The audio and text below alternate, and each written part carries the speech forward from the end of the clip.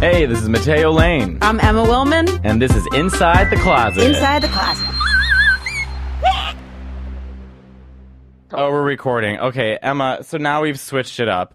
So now I'm in the studio and you're calling in. I'm calling in. Mateo and I are wheeling and dealing, trying to make it happen for you guys. I know.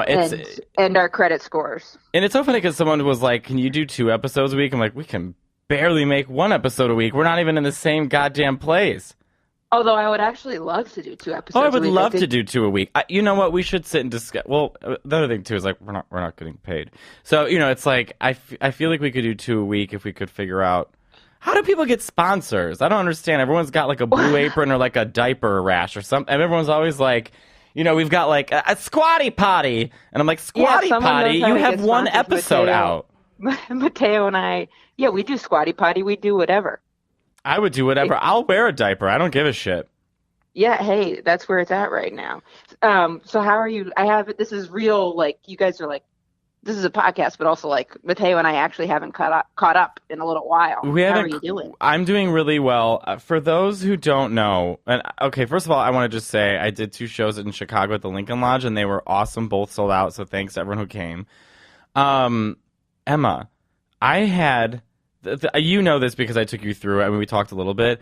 I ate octopus in Spain. I went to Spain to visit my boyfriend. It was amazing. Living your best life. Living my best life.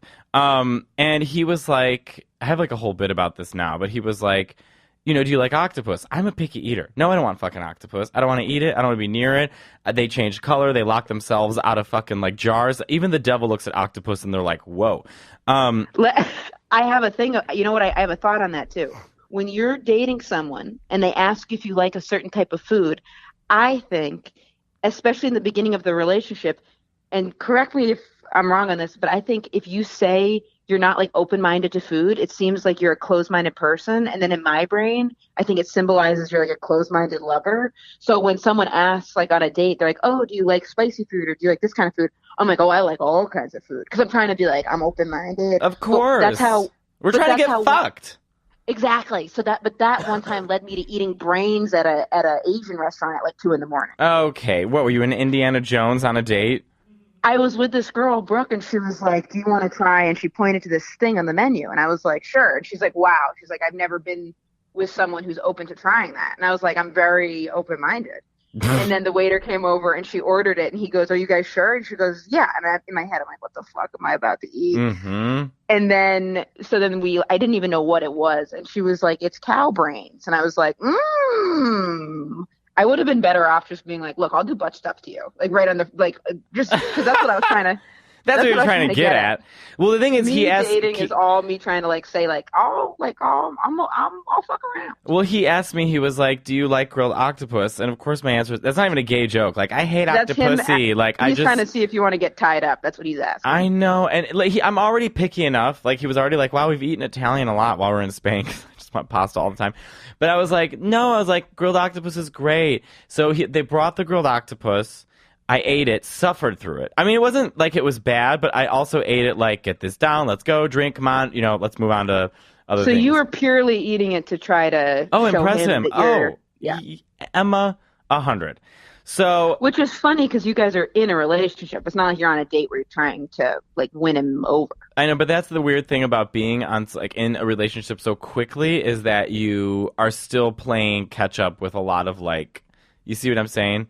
So true. I'm still like in a little bit of a like I need to impress you mode. And I mean, I already flew out to Spain. Like I should be impressing enough, but of course I'm insecure and I'm like, I'll eat this octopus. So and he of course, by the way, I just want to say all this mess is going through my head and I'm with him, I'm sure he's just like, "Oh, this is such a nice date." But in me it's like catastrophic what's going on. Right. So I love it. And at one point he goes to me, like, because you'll hear the whole thing, but he goes, "I think you're a little neurotic." And I was like, "You think?" Wait, he said that was the first time he said that? No, it was, I'll explain when he said it, and he had every reason why.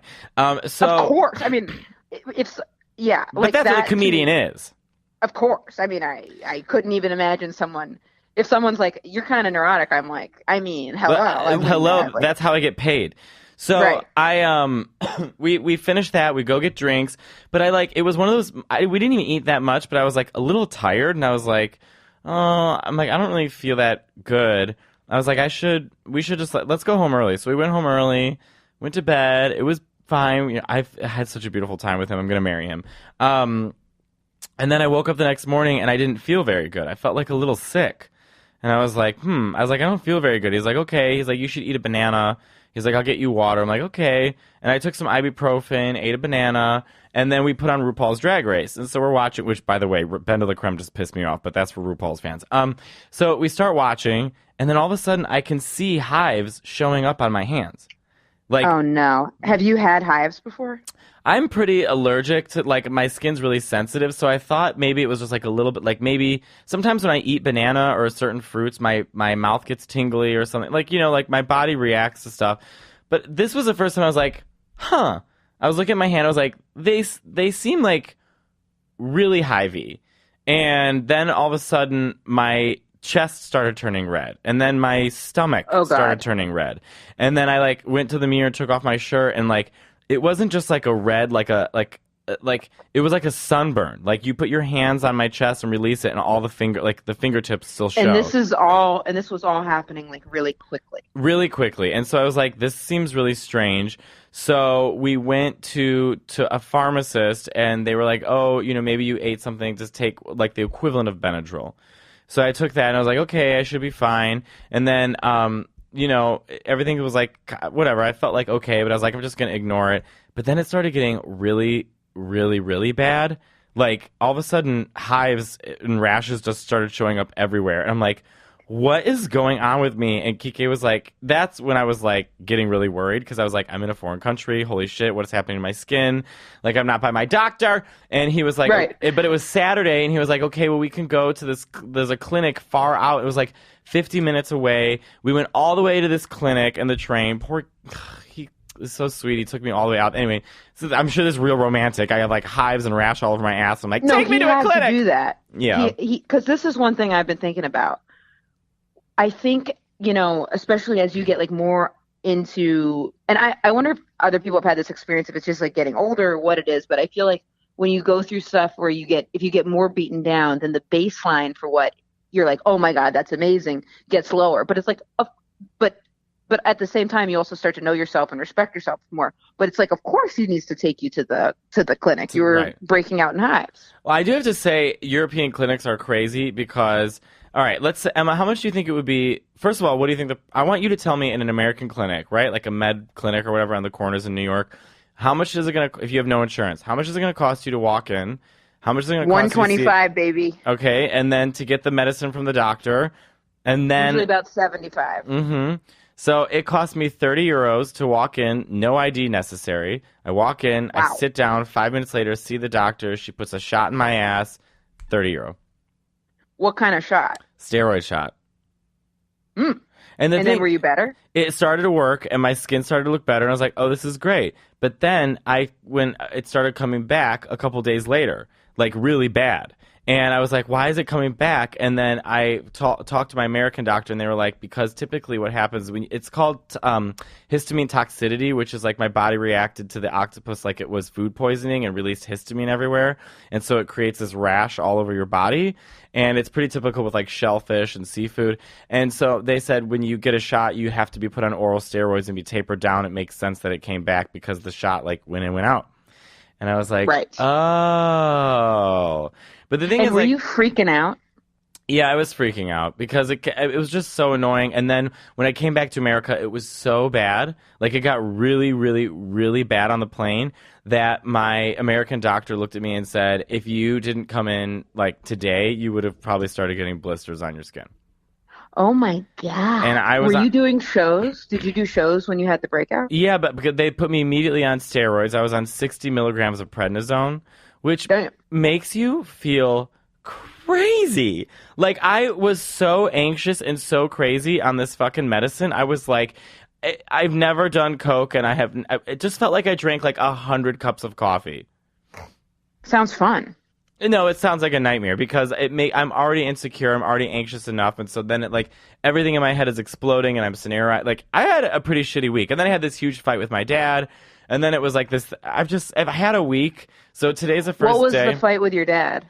I just don't get along with my dad after he left my mom. They got back together, but it's just been it's just a typical gay man, not close with his father relationship and feeling neglected, and kind of all came to a head when my dad and mom decided to split, and he left her abruptly, and all he did was text me, my brother and sister, and say, I left your mother, and oh my God, call me if you have questions. I know.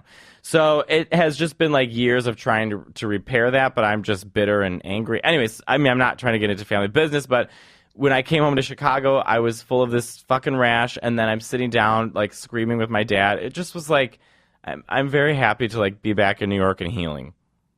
Is your dad close with your brother? No. He's not really close with anybody. But he's back with your mom. Yeah. I'd be curious for people how they feel their parents' relationship affected their dating life, because it has been it's impacted every single thing about me, I feel. And in a way, I definitely need to start taking responsibility more, because I used to be my dad had an affair. So then when I would cheat, I'd be like, well, it's a learned behavior. Either you cheat or you get cheated on. But that's something I want to work away from. But well, I've taken on a lot of characteristics from my mom in past relationships, not this relationship. And I've taken on them from my dad. Yeah. I wonder how this podcast got so serious so quickly. I thought I was going to tell a funny story about Spain, and here we are. Well, I feel proud to share this with you guys, and also oh my God, did you get a silly. TV show? What? No, it's about sex. Oh, great. But okay, so where we left off was with the hairdresser who sucked. When you bought her 1,000 apples. By the way, whoever did that drawing of you holding apples in a white water raft with a sex robot, I want to you're the best. Big Fat Queen on Instagram. Oh, Big Fat Queen. Amazing. Yeah, that's fabulous. Yes. That's so fucking funny. That was so funny. Love it. And my friend Pat Power, by the way, I'm supposed to mention this before we continue further. So Bob the Drag Queen listens to every single episode. And hi, Bob. He said, hi, Bob, which he said, he's called me and yelled at me because he said, Mateo, you ask Emma every single episode if she is mad at you. You have to stop asking her that. And I was I never even notice. I know, because the thing is, when you have a friendship with someone and then you have this big blowout and then you both realize you were doing things you didn't realize you were doing. And so yes, Mateo, by the way, is not talking about me right now. Oh, we haven't had a blowout. If you didn't notice, we're in separate states because it's a restraining order. But I had that. I feel like I'm talking too much on this episode, by the way. Maybe the prednisone hasn't left me, but you're doing great. I felt that it was right when we started this podcast when I had this blowout with another friend and was extra insecure that I was doing things I didn't realize I was doing, when I now realized it was actually that person and mine's chemistry, not me and anybody else. So that's where that came from. Yeah, it's interesting because the last relationship, the one that I was in, where it's been just hell on earth getting her out of the apartment, but the last relationship, she would it doesn't even register when you do it, because she would ask me if I was mad at her all the time, in a way that was so profoundly draining. It's something where I'm like, I didn't realize how draining the whole thing was until I'm moving away from it. And I also didn't realize more what I would be looking for until I met this person that I'm going to tell you guys about. So it's the 23-year-old from last time, but she's graduated from being called a 23-year-old. And now I use her actual name. I won't say it here, but so what happened was, after the hairdresser debacle, then I'm on the dating apps, whatever. I don't care anymore. I'm like, I don't want to go on a date and talk about makeup interests and have to put on a whole show, whatever. So in a way, it worked out well, because when I met her, she had a girlfriend. So I was like, oh, nothing's going to happen here. So then I just started talking very freely. She told me, I said this after she said she had a girlfriend, and she's like, I'm just kind of looking for friends, but I'm going to end that relationship with the girl. But I was like, oh, that's cool. I'm not interested in romance anyway. Mateo, I really said this. She screen grabbed it. I go, I'm not interested in romance anyway. This is embarrassing. I said, I'm not interested in romance anyway. I have a very close relationship with my mother. And I Oh really my God. and I really like my friends. Emma! Emma, But do you I ever didn't- pinch yourself and say, what am I doing? No, I forgot I said that because she goes, do you realize that you told me that? And I was like, no. And I mean, it's true, but if my mom heard that, she would be mortified, understandably. What would your mother say? If she'd be so mortified, she'd be like, that's unhealthy. I don't know where you get that from. It's sad. It's honestly sad at your age you have a close relationship with your mother. What does that have to do with anything about romance? It's Well, sad. I think you were just trying to say, I get what you were trying to say, but I think it just came out wrong. Yeah, because I think it was my reaction to me talking to this person, and then she says, "Hey, I haven't been upfront. I have a girlfriend," and then me going, "Well, I wasn't trying to talk to you anyway. I'm close with my mom." Yeah, I you don't know? want to talk to you anyway. I'm friends with my mother. Yeah, Like, so okay, then- cool. Well, that has nothing to do with the conversation, and also everyone's embarrassed that we all heard it. Yeah, she's like, cool. I'm gonna just stick with this fucking girlfriend then. But so her and I hang out. Her and her girlfriend break up. Now there's something different going on. She's really nice, but she's nice. Like she's really nice. Gay, just real gay. Well, what do you Real mean by feminine. like gay? Is she lipstick or is she butch? Of course she's lipstick. Come on. I know that would be yeah. Please. But she's so gay, and this is what I mean by gay. So I couldn't quite pick up on it. She has when every her- date you meet her at an Annie DeFranco concert. No, not that kind of gay at all. That would be tough. Gay, like, okay. So I've thought about like sharing this stuff, and part of why I want to share it is because I'm curious if other people have thought that they liked something, and then the right person comes along and it opens up their mind to other things. Okay. So now, okay. So, in the past, like even when it was the one I was in love with, Daniela, like when she would try to like get on top of me sometimes, I would be like, no. And then I would like roll her over. Like I was like not into like someone like being toppy with me. Mm-hmm. So with this girl, the first time we kissed, it was like hard to like tell the dynamics of that because we were like, we should not do this. You have a girlfriend. So we kind of like moved away from it. Mm-hmm. Then we spent the night together, and she fucked my brains out. What? I know. Wait, fucked you? Yeah. Like fingered you? Yeah. And Wait. went down on me. Wait, what? Yeah. It was awesome. She fucked you and fingered you and went down on you. Yes. And you allowed this. I had a great time. It was like, So you played the feminine role. well, I did stuff to her too. And no, I didn't feel, I'm still like the man one in it, but it felt, I'm Maybe still it's like the you're man getting one. a blowjob. Yeah, exactly. But I've been with girls where it's like it felt like it was a blowjob, where it was like, and they were pretending that I was like, it was complicated. But Is that you glossing when we- over you fantasizing you're a man in bed? well, what we would do when it was like blowjob style, it'd be like kind of like she'd be on her knees, and it was like a very like blowjob-esque Feeling. act. Yeah. But with this girl, it was like she was just. But what it was is she was so like, this is happening. Like Right. she was like, this is what I do. This is happening. Like it seemed like it wouldn't have even occurred to her. Like I was kind of like, I was about to I was kind of like, wait. And she was like, I don't like to come until the other person's come. And I was like, no, I'm the man one. I make the girl one come, and then I do whatever I do. And she was like, no. And I was like, all right. And then she just took the lead on the whole operation. She was a sexual superstar. Absolutely amazing. You know what's so And- funny is like, because you said it's so lesbian, for some reason I'm envisioning you two in that scene from Batman and Robin where Uma Thurman was Poison Ivy, where like it's like the plants are opening up and you're just lounging on this giant plant bed. I don't know why. Mateo, I haven't seen the movie, but that sounds exactly what it was. Or like I you're was fucking in the florist section of Michael's Arts and Crafts. I don't know. That's what I imagine with like the lesbian. Have you ever considered a career as a porn director for lesbians? Because I think you might be onto something. Is that? Oh, hello. Okay, everyone. I'm glad. Before we do this scene, I would like to do a prayer circle. This was, this was, it was so fun. Like it just felt so like, and Is she I still don't with know her if, girlfriend?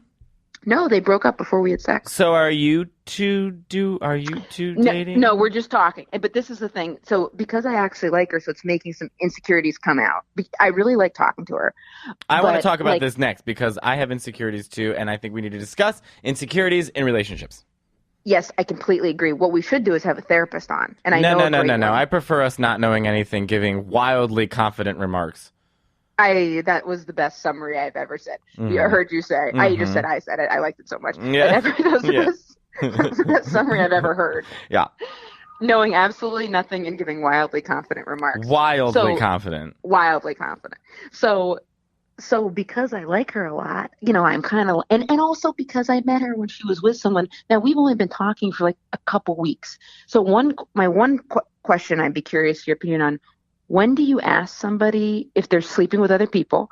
And then number two, I need to curb the crazy because there's this one night where it was like she was out and we had been talking and then I didn't really hear from her. And it was a night I had a really bad audition where I met Amy Poehler and it was bad. And so I was like forlorn, like I was being a dramatic like actor about it. I've been drinking beers again. I went right to a burger Wait, restaurant, had some why are you beers. drinking again, Emma?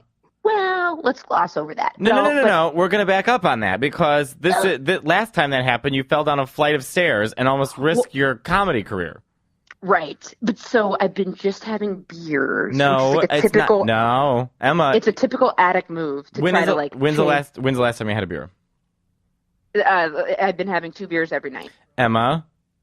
Hmm. All right, we're gonna stop and talk about this for 5 minutes. And you Wait, because wait, you let me just say the story. Ugh. Wait, so I didn't hear from her that night, which was, we talked a little bit, but it was like a different talk Does this pattern. girl drink? No, she's not a big drinker at all. Okay, go on. So the next morning, I was like, I hadn't really heard from her, and I was talking to Robin, who was on the podcast, and I said, you know, didn't hear from her last night, and I just want to let her know that it's okay with me that she's like sleeping with other people. Like I want to say, hey, you know, because what I pictured was she went out, had a bunch of sex. Right, So I you're was like, I just envisioning want to her like living without Giant you and gangbang. being because she was so extravagant with you. You're imagining that maybe she's doing that with someone else, and you start to get jealous. Exactly. Yeah. I'm picturing flouncing around, you know, taking sex appointments, just banging everybody's brains out. So I wanted to say to her, because that's where it went in my mind. I was like, I had to talk to myself. I said, I'm going to let her know that I know, and it's okay that she's having sex with other people. I still want to keep getting to know her. Oh God. And then Robin said, you sound like a crazy person. Yeah. Don't say anything. And luckily I didn't, because when I talked to her, she was like, oh, I fell asleep early last night and I was out with my gay guy friend. You And know, I was like, I have to say though, Emma, I do the same thing where I start to picture something else happening, and that's your fear, like your sabotage, your fear inner voice getting in the way of reality. And you know, it's difficult. It's really hard to acknowledge that and like move past it because it's coming from a place of you, like you really like her. So you don't want to lose her, and you're I afraid. like her, but I need to be careful because it takes a long time to get to know someone. I might just be really excited because someone's being like, you know, she's one, it's not just the nice, because I have been not attracted to people that are nice before. So this is like new. And Daniela, the one, my love, was really nice. Mhm. Daniela, whose Instagram I went to, and now she's married, or not married, she's a baby with a guy who looks a lot like me. She's a which, baby already? whatever. Yeah, she's a baby, 9 months old. What? Yeah. But I feel like I just met her a year ago. It's about 2 years. Oh my Yeah, God, Emma, She got pregnant like 5 months after we broke up I'm like sorry with a about gorgeous, that. super cute guy. Not that I think I'm gorgeous, but I'm saying he looks like the male version of me, but like real gorgeous. Emma, you're very good looking. You got to see this guy. He's not a hunk of burning love, but he's Like like my really, boyfriend. yeah, he's like pretty and whatever.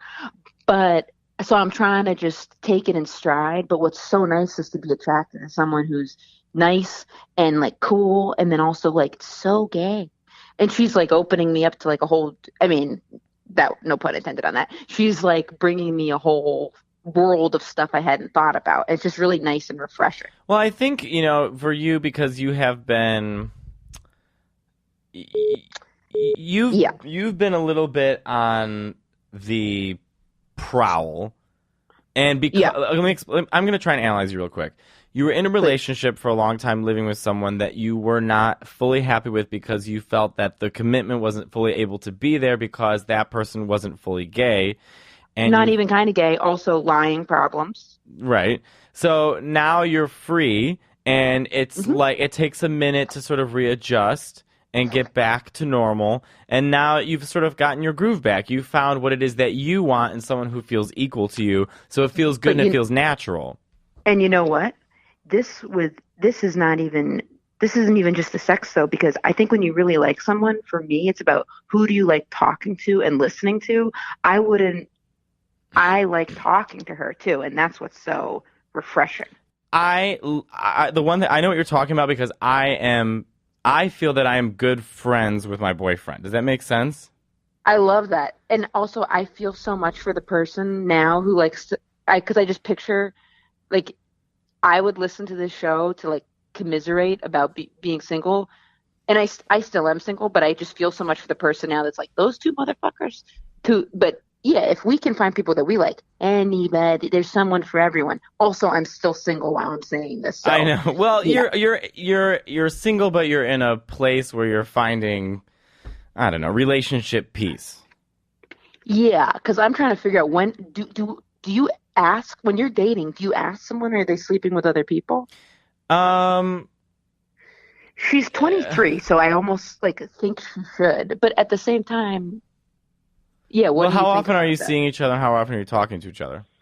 Well, she doesn't live in New York. We're talking every day, and we like say goodnight, and it's like super cute, and we like sex text and at phone sex, and like she's awesome. She's super. I like because I felt like the last couple years I've been in like not very sexual things, and I am a sexual person, and I don't want to have to deny that part of myself. It's not the most important thing, but it is important, Mm-hmm.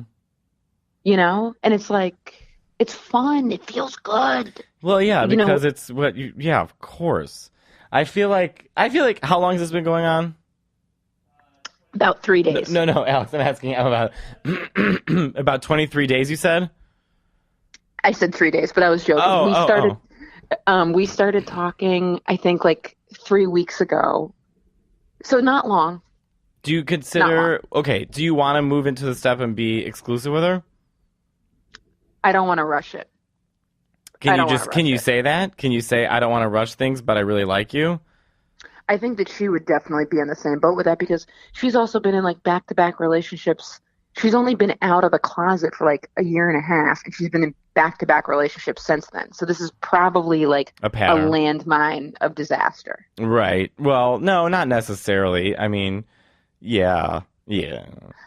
But she's No. really nice, which I know like people are going to be like putting smacking their heads in their palm and their Well, it forehead. doesn't Like, sound like yeah, she's someone done should. anything really wrong. Well, okay, she was cheating on her Nothing. ex-girlfriend while with you. But she broke up with the girlfriend that she wanted to do it in person. So she broke up with the girlfriend like the day after we kissed. And she had already cheated on her once with someone else. Not How? that that okays it. Yeah, the cheating She's thing. 23. She's 23. I have never cheated on anyone ever. It's bad vibes, I'll tell you that. It's not good. It's cowardly and bad because I used to do it. It's not good. Like nothing is ever made better from cheating. No one's ever like, well, I handled that situation well because I like lied and deceived. Like it's Right, not right, good. right. It's not good. When did you and Kiki talk about being monogamous? Are you monogamous? Yeah, we are. I don't know if we really Would you talked would about you it, ever but open it up? no, I mean, I'm not interested in doing that, but I don't know what the future holds, so I don't want to Like close in off to your anything. dream relationship in like 5 years, could you see it being open? I don't know. I don't even like that question. Right. Totally fair. You know what I Yeah, because mean? I'm a I've had a jealous couple type. I'm a jealous type. which I think is fair and to own that. People ask me if Mateo's single like regularly, and someone asked, I said, no, he's totally in love, and they said, are they open? I said, they are definitely not open. I was like, I could not see that working out well. I like the idea of that. I Um, just know I couples who have done it, and it just muddies up something really. I don't know. I don't think I would like it. But I'd love to I hear don't from know. people I could change in the doing it future. successfully. Yeah, Yeah. because I went on a couple dates with a girl and she was in a relationship where they did it and it was like she said it was like great. But to me, I'm like, damn, it's a lot of work. Seems like a It's lot of already a lot of work. work to be between two people. Now we're gonna throw in a third. Like, I've been the third in a relationship, like the extra guy who comes in, like because they've opened it up, and it's even dissatisfying from that end. So I don't It know. is Yeah, because it's like, oh well, not to develop feelings for that person, and it just puts up like a weird wall. I really like. very transactional. But I It feel is like very transactional. if it's a couple inviting a third in, then it's basically the couple inviting the person over for a very fancy dinner. And I mean, they need to make that third person feel like, a three Michelin they're star dinner. yeah, it needs to be if it was inviting a third person in, like you would want to just be like blowing their mind because they're giving you the gift of like coming in for your entertainment that when they leave, you're going to be able to talk about it and like grow as a couple. So they're giving you the gift of coming in. So you need to fuck them seven ways sideways to make Oh them my feel like that God, was a Emma! good decision. I don't Also, know. It puts a knot in my I want stomach. everyone to know I'm in a conference room right now at my manager's office and I don't know if they can all hear me right now If they can't, and yeah. if I hope they can hear you. She said, "Fuck them seven ways sideways." Yes. Can we talk real I quick got my about groove back. I'm finding myself growing more and more insecure about not my relationship with my boyfriend, but like I'm just starting to get really insecure and feel like, oh, I'm not worth this, and this is so great, and I'm gonna lose it. I'm gonna fuck this up somehow. And I feel like you should be more secure though. Like, shouldn't you be feeling more secure? Like this great guy likes you. I mean, I think you've I'm got just a good thing. yeah, the problem is I'm too needy and I need too much reassurance, which is not good. Like if I hear him say "I miss you" in my head, I'm like, oh, I don't believe it. I mean, it's Now, like are you saying you're needy? Are you describing yourself like that, or has anyone else said no, that? I'm telling you I'm needy. I'm saying I'm self-aware and I'm insecure and I'm needy. And this is would be with anyone. Right. Yeah, and by the way, my boyfriend's given me zero signs of any type of anything. He's been nothing but wonderful. I think I'm like that Italian, like I need that person physically next to me touching me all the time. You know what I mean? Like I feel like I don't know. I feel like I'm going crazy a little bit.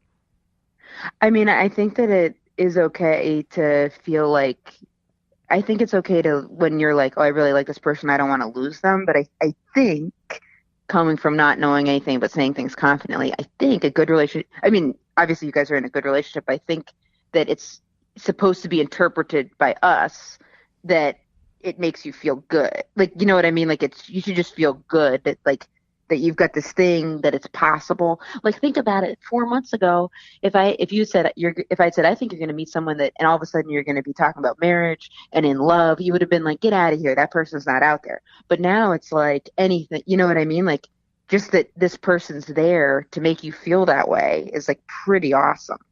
Yeah, you're right. Yeah, I think it's I need to be reflecting more and just be okay with like the now. I talked to Yeah. Pete Lee last night, who's like a really great comic here in New York, and he brought up So something that funny. I've never thought about before, which was actually it was really beautiful. And he said when you're in relationships with people, that relationship can be either led by fear or love. And fear and love give the same dopamine, give the same sort of chemicals, and it's interesting that if you lead with fear, that person will feel and hear the fear. But if you just lead with love, then you get those same feelings. And I'm constantly leading with fear and everything in life just because I think like that's just the way this world is and this industry is. It's just everything is about like no and closure and trying to like scrape and stay alive and be relevant. Oh, I'm scared all the time. Right. When I meet people that aren't scared, I go, why not? Right. Life is crazy. What aren't you freaked out about? But it is kind of sweet to think, oh, that I really could just be sort of leading this conversation through like offering love and not just constantly sitting in fear. And I think what I need to work on is like constantly not like Bob always brings this up and he's right. He goes, Mateo, you are constantly looking for something to worry about. And it is true. I'm addicted to worrying about things. And I know that's from self-preservation and protecting myself and, being young and being gay and like trying to defend myself. But it's like manifested its way into my adulthood and my relationships and my professional life, and I'm just sitting sort of thinking all the time like there's something I have to worry about. Is this something like, do you ever get that way? You just worry about something, you find yourself worrying? Yeah.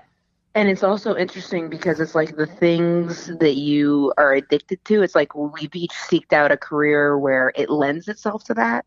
Because I was talking about like addiction stuff and, like scheduling and like fight or flight and like coping mechanisms. And someone said, well, you've seeking a career in entertainment really does lend itself to being addicty because you have to be obsessed with it. Your schedule is weird. You're around drinking all the time. And then it also lends itself to fear too, because it's like it can like fan that flame, if that's the right term, of if you're someone that's like prone to being fearful, then it's like this is something that easily fits into that because it's going to cultivate those things. Not to say we're not in control of trying to change our reactions to that, but no, but it can I think you bring up a really good point where it's like what serves me well from when I was drawing, singing, and now doing comedy is that I can become obsessed with that thing and completely dominate it by consuming my life with it and getting the results I want out of it. Even though there's not a lot of control, I feel more in control. And when it comes to humans and personal relationships, it doesn't work that way. Right. And in a way, thank God, because imagine if we could control our personal relationships. What a disaster that would be. No, could you're right. you imagine if I could actually control women I date? I mean, it would, first of all, I'd hate them within a week because it would just be them being like, Emma's so strong. Emma's so strong. How funny. How funny. How funny. Well, Emma, and to be fair, like, you do want a sex robot that just says that to you when you walk in. Exactly. So that wouldn't work because what attracts me to this new person is I don't know what she's going to say, but it's interesting. I'm like, I never thought of that. I think that's it. I'm feeling a lot of feelings I haven't felt in a long time, and I'm uncomfortable with that unknowing. How, and if you don't want to talk about this, I totally understand. How has the sex been growing as you guys have been together? Oh, yeah. When we were together, the sex is amazing. I mean, even when I'm full of an octopus rash, it was amazing. Amazing sex. Great sex. Because he's a hunka burning love. Yeah, he's really good looking, and I get real insecure about it. You're good looking too. But I'm not plain stupid. Like he's. Wow. I had an audition where I did not do well, and this is the Amy Poehler one where I went in. Amy Poehler. Oh, that's probably. I already was screwing it up. Well, thank God you're not on the audition right now. Yeah. They're going to let me redo the audition because what happened was I just wasn't that good, but the feedback was they were like, "Oh, Emma was clearly nervous around Amy." But the truth is, I wasn't nervous. I was just bad. But they're going to let me redo it. So I was like, I think that's great. First of all, can I say something? Amy Poehler in real life is so beautiful. Let me tell you, the nicest. She was so kind because I was totally mediocre and like anything I gave in that audition to work with, even though it was just okay, she like laughed at. So I wanted to. But she's also been in that situation. Like right. That's the best part about being with comics as opposed to just casting directors. Is a casting director has never sat there and done what comics have to do. Amy Poehler knows what comics have to do. She knows the grind we're going through. So she's trying to say to you, like, I get it. You know what I mean? She's like, I totally get this, and I'm not here to intimidate you. Which made me feel even worse that I didn't really deliver. Because you get to do it again. I get to do it again. I wanted to stick my head back in and be like, just so you know, I know that wasn't very good, and I appreciate your kindness, but I know that was mediocre. Wait, you said that, or you want to say that? I wanted to. Okay, but I'm glad that you didn't. Yeah, because then I would have seemed crazy. Yeah, that's one of those situations where you start to build it up in your head, and then you're like, oh, now I'm telling Amy Poehler things that I wish I wasn't saying. Yeah, that would be real. Because the other thing, too, is whenever someone starts to say, I know kind of what you're thinking, and just so you know, I know. And then you're like, oh, this is a crazy person. Like, they're out to sea. Like, you're out to lunch. Yeah. But. We're almost at. We gotta go. We're out of time. Yeah. Actually, this was a nice catch up, and this was like a nice cathartic catch up. Are you here next week? Are we doing this together? When are you back? Yes, we are. We're gonna be in person. I'm back March 11th, and Mateo and we have a live show April 8th at 9:45. I've got a link to it in my Instagram, and also just like appreciate in New you York guys City. so much. It's in New York City, yeah. Appreciate you guys so much because I love like sharing this stuff and then hearing from you guys.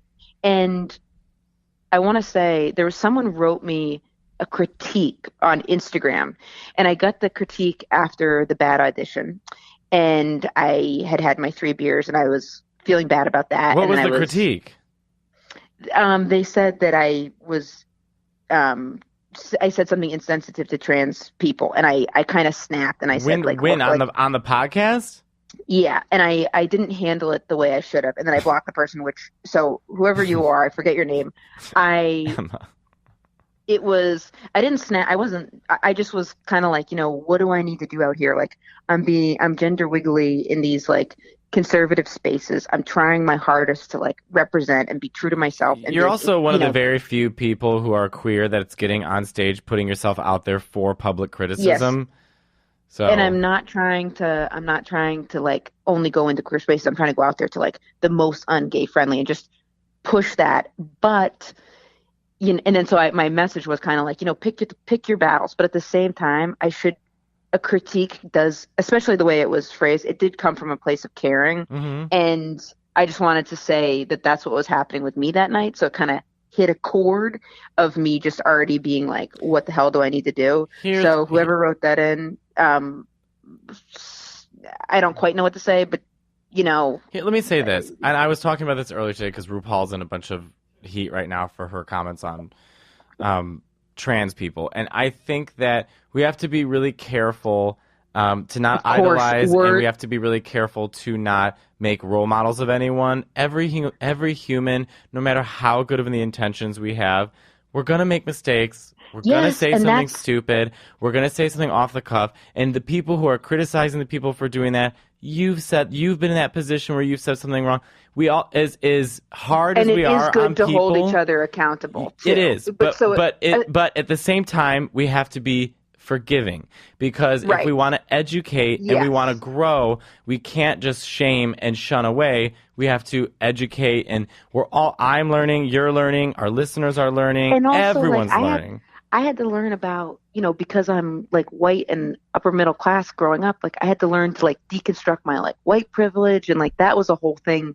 And even the option for me to like learn about white privilege was because of class privilege. So it's a lot of stuff, and I just wanted people to know that like we're both, Mateo and I are like fully committed to fucking trying. And I plan on making plenty of mistakes, and in doing so, I'll just learn and grow. So when someone sends you a criticism, they're trying their best to point out something that hopefully you can just take with you and move on in the future. And, if they come at you and say, hey, so sorry, I just wanted to say this, think about it in the future, that's one thing. If they're coming at you malevolently and saying you're a piece of shit and you're an idiot, and well, then no one's really weren't doing learning. that. They were kind of in the middle of those two things. But when I got it, I should have just taken a pause instead of being like, what do I need to do to prove to people that I'm trying? Like that was a little unnecessary, but right. I was hormonal probably. But too. You're learning, and I'm learning, and we're learning, and we have to be open to allowing people to learn. Otherwise, change will never happen. Exactly. This was so great, and I can't wait for this podcast to air. I can't either, although I feel a little crazy, but I think it's the prednisone. I'm blaming prednisone as well for myself, even though I'm not on it. Cheers. All right. Well, this was good, Emma. I guess we'll see each other next week. I'll give you a call later. Yeah. Okay, great. All right. Bye. Bye, guys. Bye.